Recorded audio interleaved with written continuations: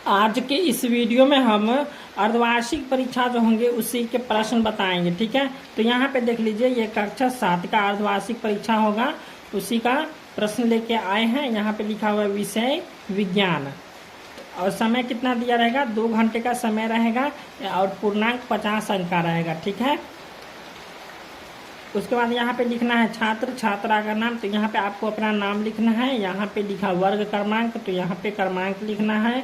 इसके बाद विद्यालय का नाम लिखना है, यहाँ पे प्रखंड का नाम लिखना है, यहाँ पे संकुल का नाम लिखना है और यहाँ पे जिला का नाम लिखना है। यहाँ पे आपको कुछ नहीं करना है, यहाँ पे वीक्षक हस्ताक्षर करेंगे और यहाँ पे मूल्यांकनकर्ता हस्ताक्षर करेंगे। इसमें भी आपको कुछ नहीं करना है और यहाँ पे भी आपको कुछ नहीं करना है। ठीक है, यहाँ पे इसके ऊपर जो है आपको भरना है। ठीक है, चलिए अब हम प्रश्न की ओर बढ़ते हैं। तो यहाँ पे एक में दिया हुआ है खाली जगह को भरिए। तो ये जो है कुल कितने प्रश्न है, इसमें 5 प्रश्न है। ठीक है, तो ये कुल प्रश्न 5 प्रश्न है, जिसमें एक प्रश्न का 2 नंबर मिलेगा आपको। चलिए तो हम बतलाते हैं। यहाँ पे क का है ऊष्मा का स्थानांतरण खाली जगह से खाली जगह वस्तु की ओर होता है, तो इसको आप खुद भर लीजिएगा। ठीक है, और यहाँ पे ख में है मानव शरीर का सबसे बड़ी ग्रंथि क्या है, तो ये हो जाएगा यकृत। ठीक है, उसके बाद ग में है समय का मूल मात्रक जो है सो सेकेंड है। घ में है पोटेशियम पर मैग्नेट को गर्म करने पर अन्य पदार्थ के साथ ऑक्सीजन गैस निकलती है। उसके बाद अंग में हैजा एक जल जनित बीमारी है। ठीक है, प्रश्न संख्या 2 है दिए गए कथन में सत्य कथन के लिए सही तथा गलत कथन के लिए गलत का चिन्ह लगाइए। तो यहाँ पे 2 का क में दिया है कि लोहे पर जिंक की परत चढ़ाने की प्रक्रिया को गैल्वेनाइजेशन कहलाता है, तो ये सही हो जाएगा। उसके बाद ख में है मैग्नीशियम ऑक्साइड का जलीय विलयन अम्लीय होता है, ये गलत हो जाएगा। ग में है अमीबा बहुकोशिकीय जीव है, तो ये गलत हो जाएगा। उसके बाद घ में है हवा के वेग बढ़ने के साथ साथ वायु दाब घटता है, ये सही हो जाएगा। उसके बाद यहाँ पे अंग में है कि जिस पदार्थ से ऊष्मा का संचरण नहीं होता है उसे ऊष्मा का सुचालक कहते हैं, ये गलत हो जाएगा।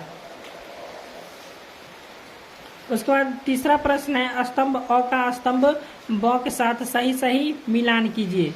तो यहाँ पे हम मिला दिए हैं क का कार्बोहाइड्रेट, कार्बोहाइड्रेट शर्करा में पाया जाता है।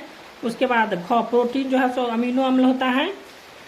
उसके बाद ग में है वसा, तो वसा का हो जाएगा वसा अम्ल एवं ग्लिसरील। उसके बाद घ में है पीतरस, तो पीतरस का हो जाएगा पितासी। उसके बाद अंग में है लार, तो लार का हो जाएगा लार ग्रंथि। ठीक है, चौथा प्रश्न है क में कि बायोगैस क्या है, इसके क्या लाभ है, और या में दिया हुआ है अथवा में है ये कि ऊंट मरुस्थल में जीवित रहने के लिए किस प्रकार अनुकूलित है। तो इस दोनों में से किसी एक प्रश्न को बनाना था, तो यहाँ पे हम इस प्रश्न को बना दिया बायोगैस क्या है, इसके क्या लाभ है। तो यहाँ पे हम लिखे हैं बायोगैस एक जैव रासायनिक प्रक्रिया के माध्यम से उत्पन्न होती है, जिसमें कुछ प्रकार की बैक्टीरिया जैविक कचरे को उपयोगी बायोगैस में परिवर्तित करते हैं। चूंकि उपयोगी गैस एक जैविक की प्रक्रिया से उत्पन्न होती है, इसलिए इसे बायोगैस कहते हैं। ठीक है, और बायोगैस के उपयोग से होने वाले लाभ क्या है, तो यहाँ पे हम इसको लिख दिए लाभ। तो इसका पहला लाभ हो जाएगा जैव अपशिष्ट का निराकरण। उसके बाद दूसरा हो जाएगा अन्य ऊर्जा के रूप में रूपांतरण। तीसरा हो जाएगा जैव उर्वरक निर्गत के रूप में। अब ख नंबर प्रश्न है भौतिक परिवर्तन एवं रासायनिक परिवर्तन में अंतर स्पष्ट कीजिए। या भौम जल स्तर नीचे गिरने के कौन कौन से कारण है, तो इस दोनों में से किसी एक प्रश्न का उत्तर देना था। तो यहाँ पे हम दे दिए हैं भौतिक परिवर्तन एवं रासायनिक परिवर्तन में अंतर स्पष्ट कीजिए। ठीक है, तो इधर हम लिख लिए भौतिक परिवर्तन, इधर लिख लिए रासायनिक परिवर्तन।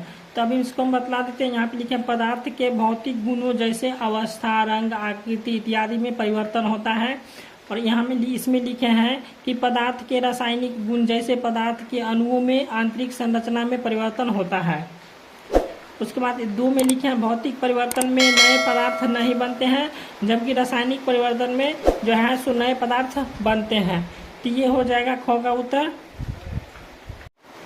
5वां प्रश्न है मनुष्य के पाचन तंत्र का नामांकित चित्र बनाइए। यहाँ रवि के घर से विद्यालय की दूरी 6 किलोमीटर है, तो रवि साइकिल द्वारा विद्यालय 30 मिनट में पहुंचता है, तो रवि की साइकिल की चाल किलोमीटर प्रति घंटे में बताइए। तो इस दोनों में से किसी एक प्रश्न को बनाना था, तो आप जो है सो मनुष्य के पाचन तंत्र का नामांकित चित्र बना दीजिएगा। ठीक है, ये किताब में है, आप इसको खोज के बना लीजिएगा।